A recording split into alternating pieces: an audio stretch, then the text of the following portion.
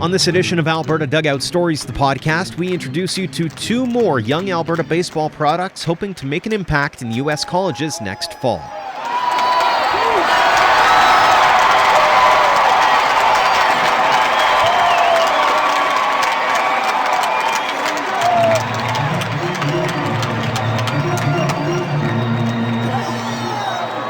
Welcome to episode 117 of Alberta Dugout Stories, the podcast. I'm Joe McFarland. Before we took our winter break, the college commitment announcements were coming in fast and furious. We spent a little time getting to know just some of the young athletes, and we thought we'd continue that heading into the new year. First up is Crowson. He's what you'd call an OG for Dogs Academy, as he's been attending Dogs camp since he was just 8 years old, and they say he's the only player to have spent time on every one of their teams from 13U all the way to 18U, including being part of the original Pee Wee program. He's also competed at Nationals and was chosen to take part in the T12 tournament. On November 20th, Crowson added his name to a growing list of Dogs 18U black players to commit to a U.S. school, as he's heading to Louisiana's Bossier Parish Community College. We talked about that, his time with the Dogs, and hitting bombs. Connor, thanks so much for joining us here on the podcast. Thank you very much. Let's open up talking about that commitment first off, and what went into the decision-making process. Walk us through how it came to be that you decided this was the school that you wanted to go to. First time I talked about it was at T12. A few of my teammates that were on my team, like Dryden House, who plays at the academy, Ricky Sanchez, and Matt Wilkinson, Bossier was talking to them, and they all decided to commit to Crowder and Central. But Bossier came to watch us come practice and do live inside. And I started talking to Coach Mercer. He just saw me hit a few live rounds, and then he offered me then. And then I committed this November, I believe. I committed then. Mm-hmm. It was a great feeling. Finally getting that call, committing. I was really excited for the future with the Cavaliers there. What was it about that school that really kind of turned you into wanting to become part of that program? The conference they play in. They play in the Sun Belt Conference, I'm pretty sure, and it's like really like San Jack's in there. And if you win the conference, you go right to the World Series, the College World Series. And it's a really good conference, a lot of tough arms, and if you succeed out of there, I think hopefully I'll get to go further with baseball.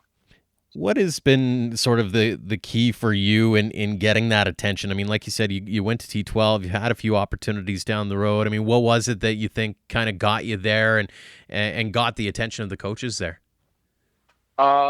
Definitely hitting. Hitting's been I think my best part since I was like in Pee Wee.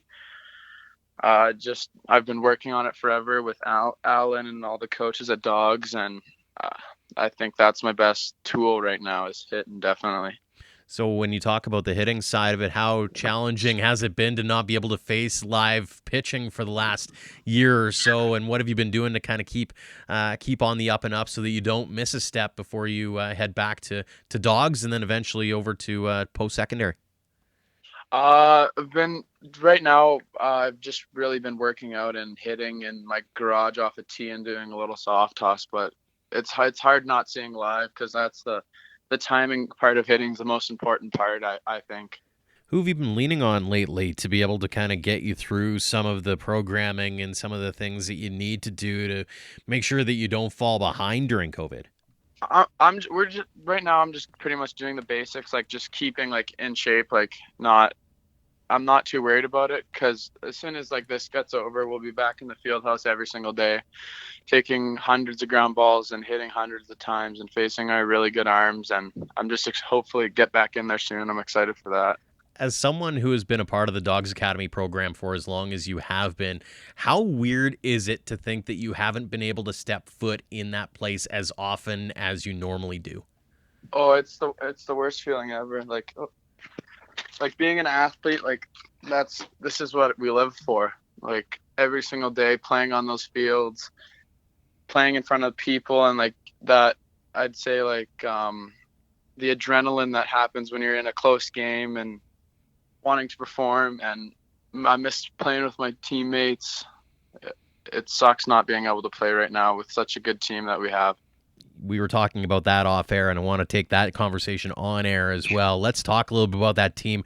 There's been a boatload of commitments that have been announced, yours amongst them.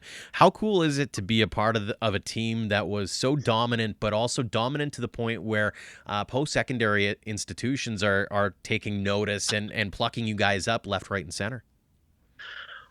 It's honestly a great feeling to know that all my teammates beside me are these great baseball players, and that we're all fortunate to be playing for the Dogs, and we're all this year going to show how good we are and how much work we've put in and how hard all the coaches have worked to help us get better and how much work we've put in in the weight room, hitting, fielding. I'm super excited for it. What stands out for that team? Why is it that team has just been so good? I mean, you go back to 2019, how dominant you were, and you were saying off air, you think that this year's team's even going to be better? Our pitching staff's ridiculous. We have like 8 guys throwing 90 miles an hour. We have our infield, Val Heldobler put us through a really good infield program, and like all of our feet have gotten faster, hands or stronger arms. There's the throwing program. Pollock and Guth are working with our outfielders. They're fast out there, and our hitting has always been our thing. Like, we rake, I guess. That's fantastic. I mean, it's fun to hear that the desire is still there to get out there, and because sometimes I'm sure that there's maybe that notion of, hey, looking forward to the post-secondary aspect of it and looking forward to September. It sounds like you guys all have it in your mind that you've still got some unfinished business that you want to take care of. We're hungry to get out there. We've got a lot of stuff to throw out into Canada and what this team's about. Like, we're all of us are ready to come out of this quarantine and get after it and show everyone what we're about. It's got to be pretty cool as well, is that you were part of that program right from the very first Pee Wee team. I mean, to be able to see the program develop, but also to develop alongside a bunch of guys as well, that has to be a pretty cool experience to go through. Yeah, a buddy that I went down this year, Derek Palmier, he was I played with him every single year except for this year when he went down to college, and me and him have grown our whole lives playing on the same teams, winning provincial titles together. Dryden House, I've been playing with him since Bantam, when he won Bantam Player of the Year.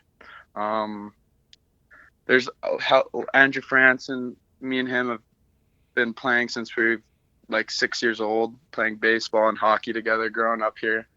There's a lot of guys we've been growing up together with that just keep excelling. You're doing really well in helping me segue into my next sections of these conversations. I want to talk a little bit about your development in baseball, because in this province, hockey and football seemingly always get the headlines, and here you are trying to blaze your own path in baseball. And so I'm curious, do you remember the first time you stepped foot on a field and went, yeah, this is what I want to do with the rest of my life? First time, definitely stepping on Rogers Center. Like, that was just like, oh my gosh, like the facilities there. Oh, but that's definitely not the first time I said. I'd probably say when we won my second provincials as the Dogs, like Bantam Black, we went to nationals and we mercied them, and I was like, wow, these guys, we can actually do something here with this. We can hopefully go to college. You mentioned Toronto, and I know that you went to T12. What was that experience like? So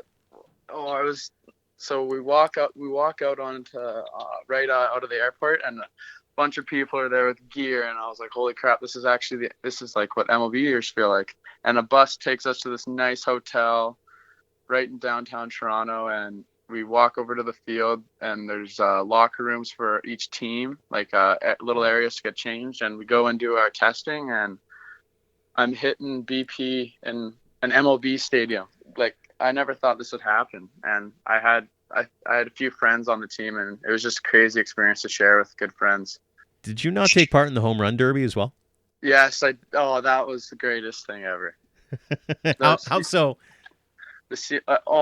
Owen Casey was there. He was in a Yu Darvish trade. That's crazy. The CN Tower, you could see it while hitting, and my coach, like my favorite coach ever, Alan Cox. I've known him since I've been doing lessons with him since I was like 12 years old, and he was throwing BP to me at a major league stadium, and I hit one out, so that's pretty cool. At least you got that for bragging rights to take home, right? Yeah, to tell the kids that I hit one out. Hopefully.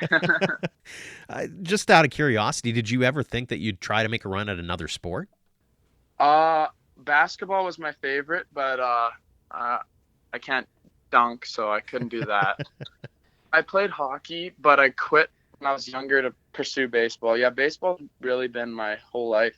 Did you have a favorite player or favorite team growing up? It sounds like Toronto seems to be a pretty big favorite right off the bat. No, my favorite team is the Red Sox. I've been a David Ortiz is he's my guy, and Manny Ramirez. Why those two? Oh, David Ortiz he hit nukes, and he hit the grand slam in the ALCS, I'm pretty sure, and that he was kind of like my hero for the Red Sox, and they're my favorite team. You've spoken a lot about your coaching staff. What's it meant to you to have them in your back pockets, to be able to pick their brains and to be able to have this program at your fingertips? Oh, the program, it works. Since Pee Wee, they've been critiquing like my swing, and like all the drills that they do there is very well thought out of, and the coaches go to like conventions for hitting stuff, and they listen from other coaches and they bring it back, and it works. And the strength program with Guthrow is amazing, and I'd say the strength program really helped me because I was like kind of on the bigger end, and I kind of slimmed up, and then things started to figure out in baseball. When you look back at your time with the Dogs, what impresses you the most about your development? I'd say personal my grade 11 year was my best personal growth, like for the baseball wise, because my grade 10 year I was on white, and I kind of I knew I was like pretty good on the team, but like I didn't know I could excel this much. So that my grade 11 year, Tyler Hollick told me, he was like, Connor, are you ready to really try to go hard this year and be a big part of the black team in the following years? And I put in a bunch of work, like with footwork, and I got faster and stronger. And then my grade 11 year, I started starting on red, and that team I think our record against the black team was like 3-6, and we beat the black team a bunch of times and had good games against them. And then that was when I figured out, like, you got to put in the hard work, and was just ready to start doing that. Any particular coach that you want to single out that has really aided you in kind of changing that mindset to go, okay, maybe I can do this? Yeah, I would say, there's 3 like that helped me.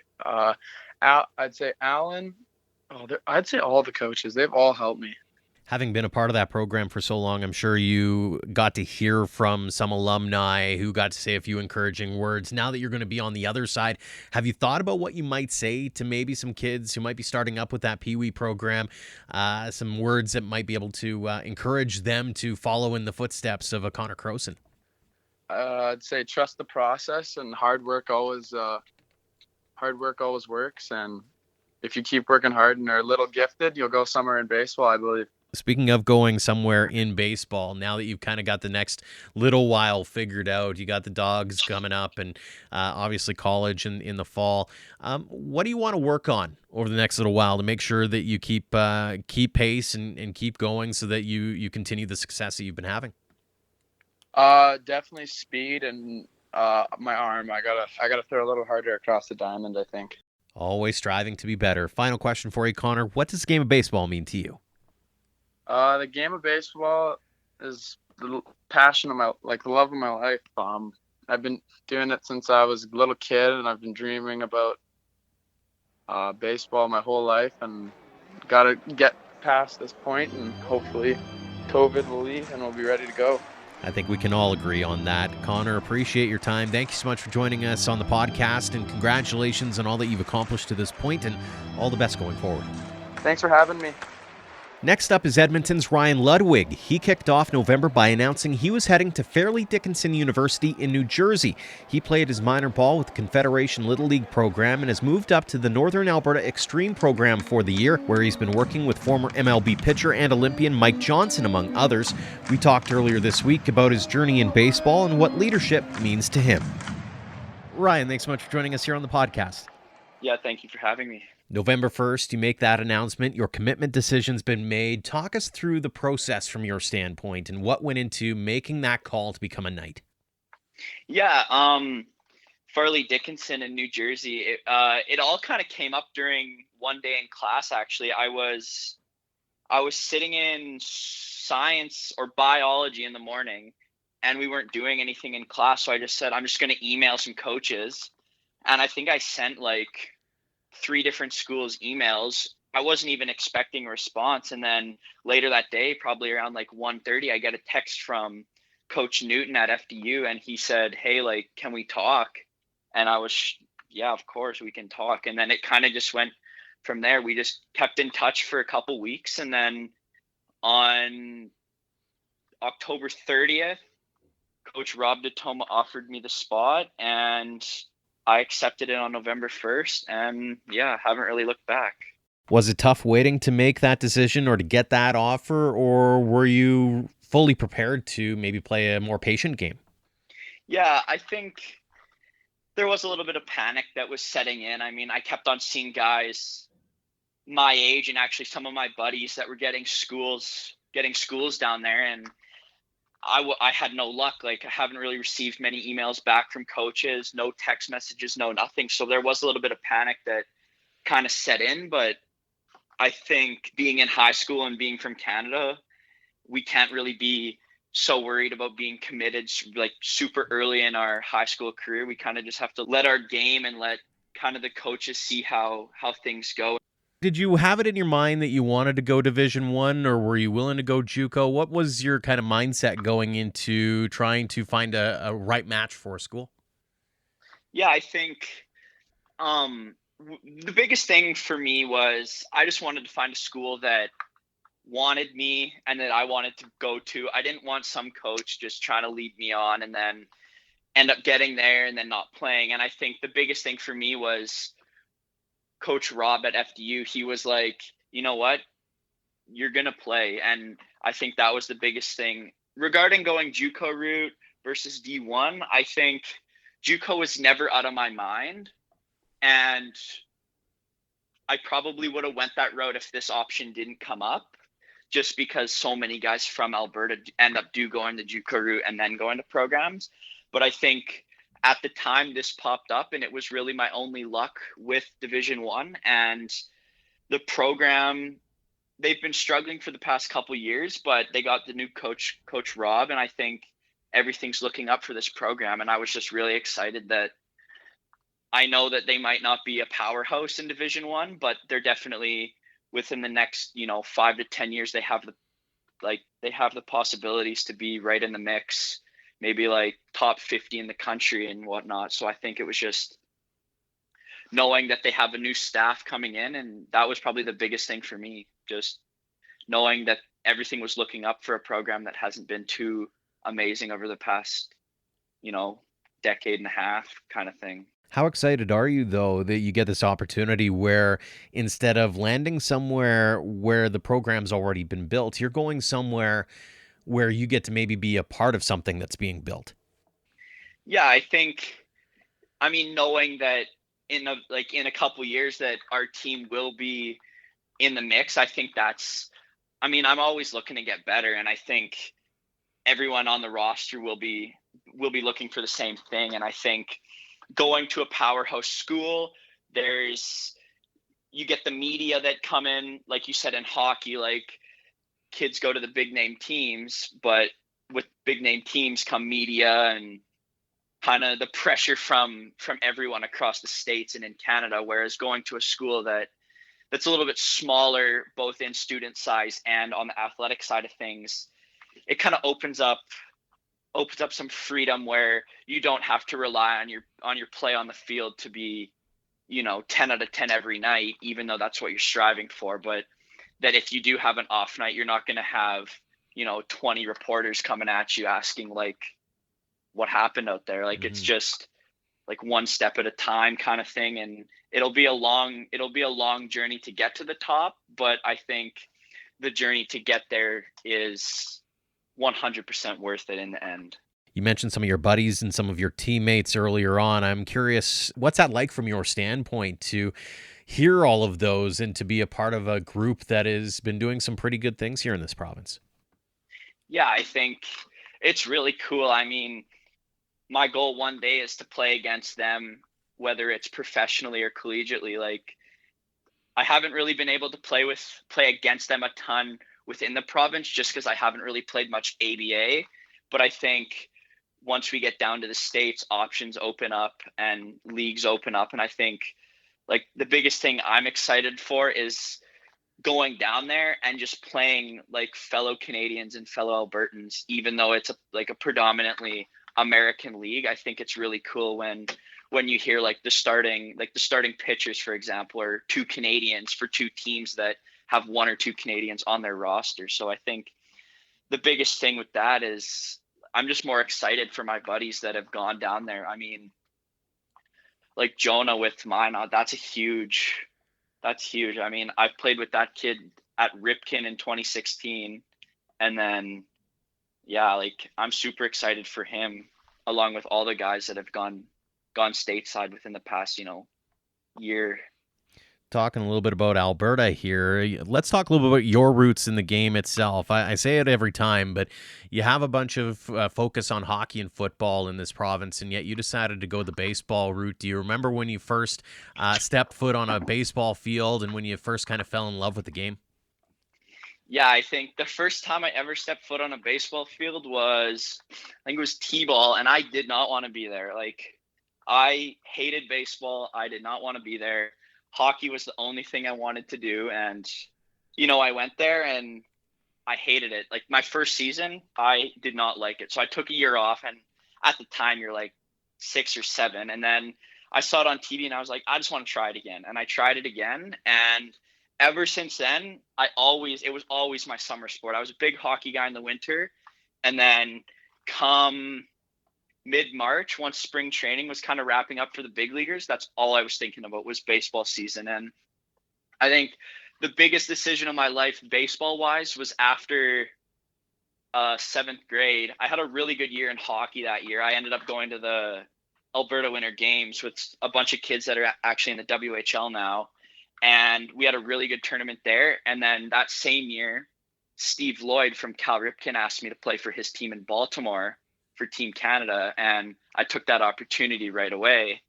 And after the season, I was like, you know what, hockey just not my thing anymore, and I decided to play baseball. And ever since then, 2016, I have not looked back.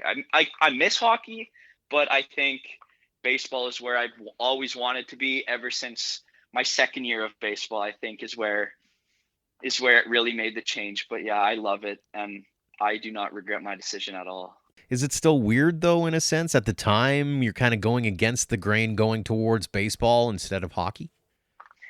Yeah, no, there's days when I'm like, man, like I could be there. I could be with these guys. But then there's other days where it's like, I see them out there and they're on the road for, a couple weeks at a time, away from family, away from friends. And it's just like, you know what? I'm happy to still be living at home, playing baseball, going, like you said, against the grain. But I think, yeah, it's definitely weird, and I definitely do think about it. But like I said, I do not at all regret my decision. I think it's one of the best I've ever made. I was reading up on you a little bit, and one of the things that I saw was that you had been a captain of your team at certain levels throughout baseball. What does that mean to you to have been thought of in that way as being a bit of a leader in the clubhouse? Yeah, I think that's a big thing I take with my game, both on the field and off the field, is just be the best person you can be. I mean, on the field, you can only do so much. And I think if you have a positive attitude and, you're cheering on your teammates when you're losing a big game or a meaningless game, but you're getting blown out. Like, I think the biggest thing is just always be on the top step and always cheer on your teammates, no matter what the outcome of the game is or outcome of your at bat, or if you make an error on the field, who cares? Like, make the next play. Don't dwell on something that you can't change. And I think being such a leader on many teams over the years is I've just learned that if you have a negative attitude, the coach sees it and your teammates see it, and it makes you look bad. And in some cases it can make you look cocky because you go out there and you tell a kid, why didn't you make that play? And then you get put out there and you miss the same ball. Like, what are you to say? Why'd you miss it? Like, I think it can come off cocky sometimes. So I think you always got to be level-headed when you're on the field, and then off the field, just being the best person you can to, other teams, other families, other teams' families, and then just the community you're in when you're on the road. I mean, I think the biggest thing is the couple times that we've been on big road trips. Like for me, when we were in Easley, South Carolina for the 2018 Senior League World Series as Team Canada represented Canada like they should. We were proud and we were happy to be there, but we knew that we were up for a good fight there, but we were probably the most sportsmanlike team off the field, just always helping around, like doing the Field of Dreams event, and always just being there when no one's really looking is kind of what I was thinking. And that's what we did. And it makes me really proud to say that, like, being a leader on a team, I know that my team is always going to be strong on and off the field. Where does that mindset come from? I think it comes from my dad. He, owner of a business, he knows the ways. And I mean, he played hockey growing up and he was a leader on his team. Even in men's league, he was still the unofficial captain. And I think he just knows how to run a business, and a very successful one. And I think he's taught me over the years that, you can't get so upset over nothing. Essentially, eventually it'll just come back and bite you, and it makes you look like the bad guy. So I think he's probably the biggest influence on me being the leader that I am today. Any coaches you'd like to single out as far as maybe paving the way for where your baseball journey has come? Yeah, I think I mentioned before, Steve Lloyd. He was definitely the one that kind of made the decision for me to play baseball for the rest of high school and junior high. But I think Mike Johnson with the NAX Baseball Academy up here in Edmonton, he's been the biggest influence and mentor that I've had, baseball side of things, teaching me what it's going to be like, what his experiences were like in pro ball. And I think those are two guys that have always been there for me and will remain there for me throughout my career, and then obviously my life after baseball too. I know a lot of athletes who go down stateside, get maybe into pro ball or even in college ball. They come back home during the off season and happen to stop by their old training facilities and that kind of thing. Have you ever thought about the kinds of things you'd like to pass along to maybe some of those younger athletes, should the day come where you go back to maybe some of the old cages and that kind of thing, to go chat with maybe some of the players who are now in the shoes that you might have been in past days? Yeah, I think when I come back, I'm going to obviously be so thankful for what was given to me. And I think like the biggest thing I would say is just don't be satisfied, and don't get worried. Like, if you're not having luck finding a team, that's fine. It'll come. And I think the biggest thing that I want, kids to know when I come back is that anyone can do it. I mean, I'm not a big guy. I'm not tall. I'm not very big. I'm not anything. And if I can play baseball at the highest level possible, I think anyone who has the right mindset and the right dream can play baseball, or any sport for that matter, at the highest level possible. Fantastic stuff. Final question for you. Always end interviews with this. What does the game of baseball mean to you? Baseball is my life. I mean, I've listened to your podcast and heard the answers, but baseball is my life. There's nothing in the world that I would change. I love it, and I'm so excited to see what my future has for me in the game of baseball. I love it. We certainly are excited for you as well, Ryan. Congratulations on the commitment. Congratulations on the career to this point. All the best going forward. And thanks so much for joining us here on the podcast. Yeah, thank you for having me. Thanks to both Connor Crowson and Ryan Ludwig for joining us this week, and thanks to all of you for downloading and listening. Earlier this week, we announced the podcast is now available on another platform, TuneIn. We've posted the link up on social media, and you can find it at albertadugoutstories.com/podcast if you prefer that platform. Until next time, thanks for all of your support, no matter the platform, of Alberta Dugout Stories.